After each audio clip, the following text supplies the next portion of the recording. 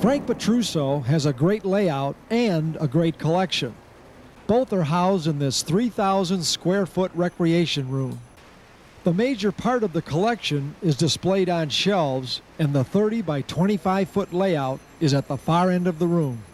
Well, I was after what my ideal of what Lionel would have made in the 30s for a showroom layout. I wanted people to come down here and see what the trains would have looked like, brand new if at all possible, in the year that they were made. The layout is designed for trouble-free operation. There are 3 independent loops. The switches are not connected, and the sidings are used for display only. 3 trains operate at one time. I've always liked longer trains. Lionel sets started with 3 or 4 cars, then the bigger sets and the bigger costly sets had more cars. So I just assume with that theory, the more cars you add, the more impressive the set is. The trains in action are indeed impressive. There are 2 orange 9s pulling 19 nickel-trim 500 series freights, a 408E apple green set with 4 extra cars, and the train which has become Frank's trademark, the famous Petruzzo coal train. 2 390s and 1, 2, 3, 4, 5, 6, 7, 8, 9, 10, 11, 12, 13, 14, 15, 16, 17, 18, 19, 20, 21, 22, 23, 24, 25, 26, 27, 516 rubber-stamped hoppers, trailed by 3 of the rare 517 coal train cabooses.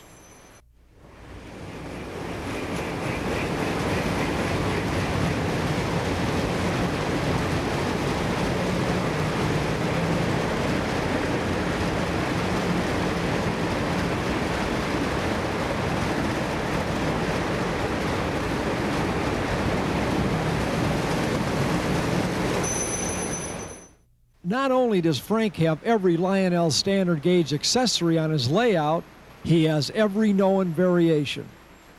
For example, here's 3 437 switch towers, including the extremely rare orange roof version. There are 2 840 power stations. The early version has a dark green base, and the brass switches are on the right side of the smokestacks. The later version has a lighter green base, called nickel green by collectors, and the switches, now made of nickel, are on the left side of the smokestacks. There's 4 438 illuminated signal towers, 7 versions of the 127 illuminated station, 7 439 panel boards, 5 roundhouse sections, 3 versions of the Hellgate Bridge, one with the early colors, the late colors, and the transition Hellgate. Then there's 3 Lionel City stations and 2 140L tunnels.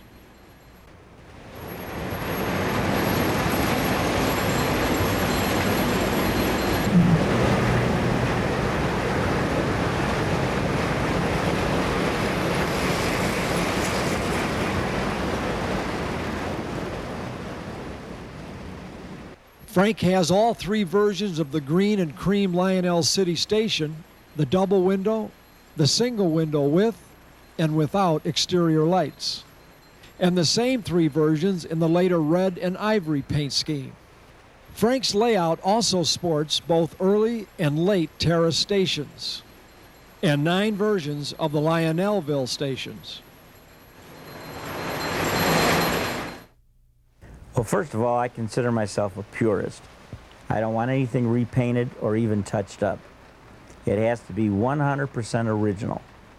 I have nothing against even reproduction parts, but I'd rather get one that has original parts, take the original trim off and put it on an original piece. I like pieces to be 100% original. We refer to the way I collect as upgrading collecting. Some people will collect for numbers. They want to have one of every number Lionel made. Some people want to have one of everything they made mint in the box. Some people want to have one of everything they made and different variations of it. I like to collect all of those. I believe in upgrading. I'll buy a whole set just to get one roof that's better than a roof that I have. I'll switch the better roof, put it on my better set. Now I have a second set, which is almost as good as the set I have on the shelf, but I've got a second set now for trading. There's a lot of trading done in this hobby. I have 11 variations of state sets, and I've gone through at least 50 state sets in order to upgrade car here that's a little better here to get a better one here. I'd say I've gone through at least 50 Blue Comet sets also to get the 11 that I have. The Lionel State and Blue Comet sets are the premier items of Lionel Standard Gauge, both from a standpoint of dollar value and the prestige connected with having them in a collection. Most collectors would be thrilled to have one or two sets in their collections. Frank has 11 of each, and they are all different. Lionel made state sets between 1929 and 1935.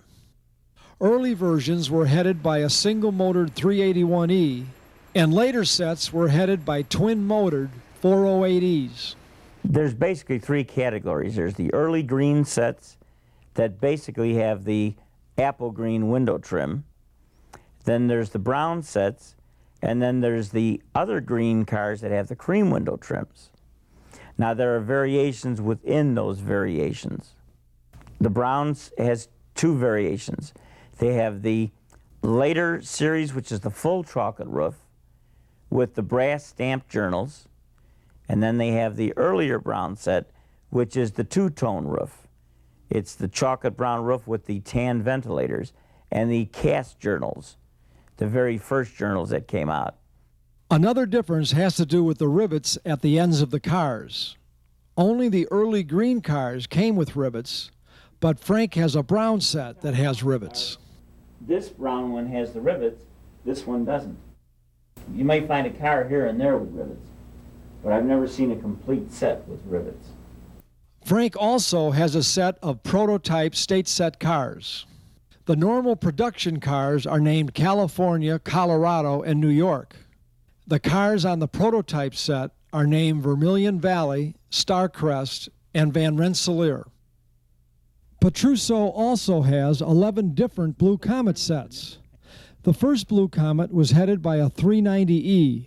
In 1931, the top-of-the-line 400E replaced the 390. In 1933, a black 392 headed the set. Brass trim was used until 1937, when the trim was changed to nickel. The most sought after of the brass trim sets is the version with the cream stripe. A Blue Comet engine with the cream stripe is very rare to find. Other variations include cast journals and brass stamp journals, trailing trucks with thick rims, and trailing trucks with thin rims. Vestibules painted the same blue as the sides of the car, and vestibules painted the dark blue of the roof. There are even two versions of the brass plate on the tender. Most plates have black printing on a brass background. An extremely hard-to-find version has the letters in brass reverse out of a red background. Then, of course, is the toughest one-of-a-kind that I have in Blue Comets are the engine tender and the two cars up here. Some people refer to them as the purple Blue Comet cars. They're much deeper in colors, and we've never known another set to exist. Plus, all Blue Comet sets are three cars. I only found two. I'd love to find that third car.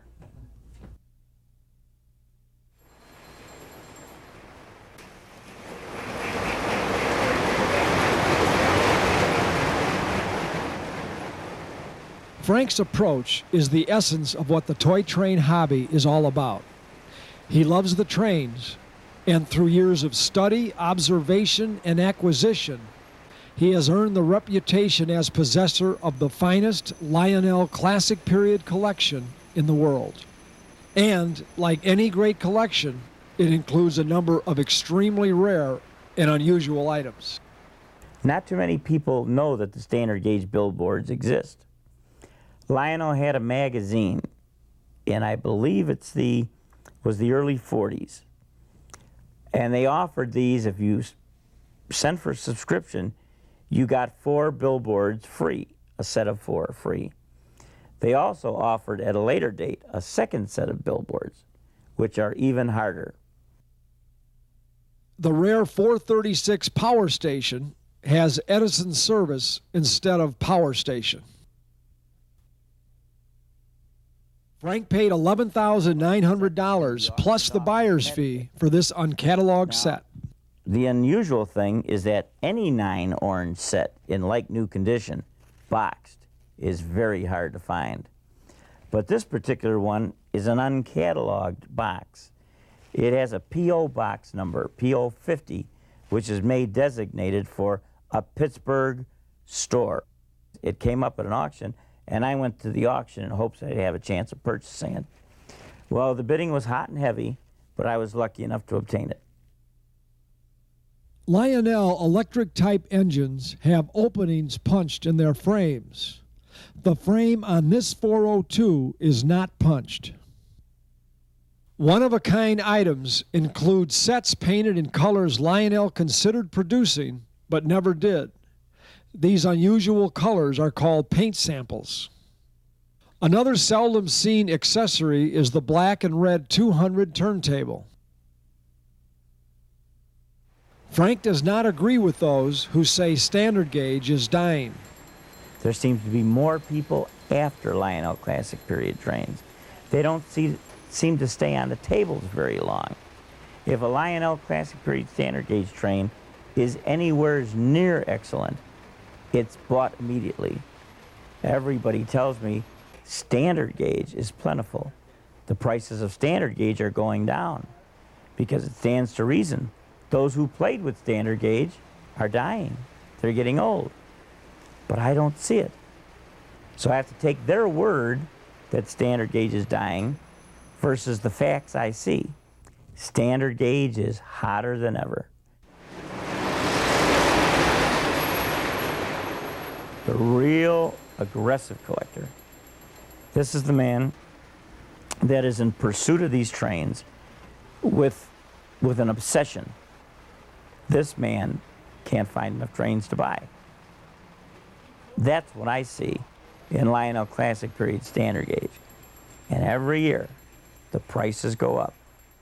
Recession, no recession, Republicans, Democrats, Lionel standard gauge trains are going up, and the chase has more people wanting to buy. I attend auctions. The prices are getting higher and higher. And instead of less bidders, there's more bidders.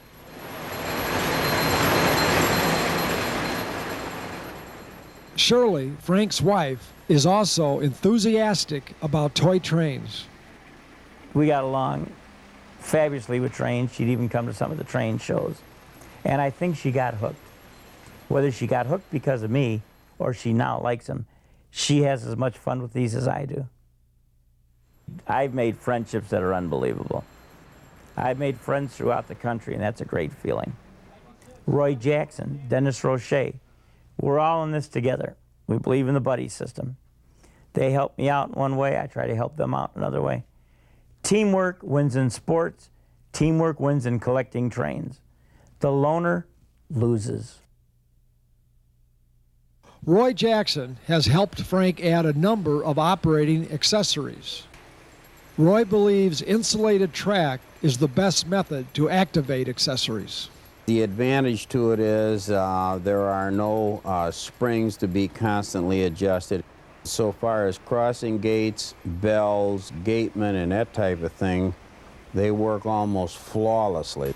You simply take some junk track and you take the middle rail out and take the cardboard insulators out, and then you pry apart one of the outside rails, put in the cardboard insulators, put the rail back in, and push the tabs back down. There would be a plastic insulator on each end to keep it from grounding out instead of a normal track pin. It's very easy done, it's a very positive operation. For example, to wire a crossing gate, one wire goes to the insulated track section and the other to the accessory terminal on the transformer. When the train comes in contact with the insulated rail, the circuit is completed and the accessory is activated. I enjoy the peace of mind that trains give me. I come down into my room, and my wife refers to it as my executive sandbox. I come down, I run a train, I look at a train, I forget the world. I don't know about taxes. I don't know about governments. I don't know about crime. I know about Lionel classic period standard gauge trains.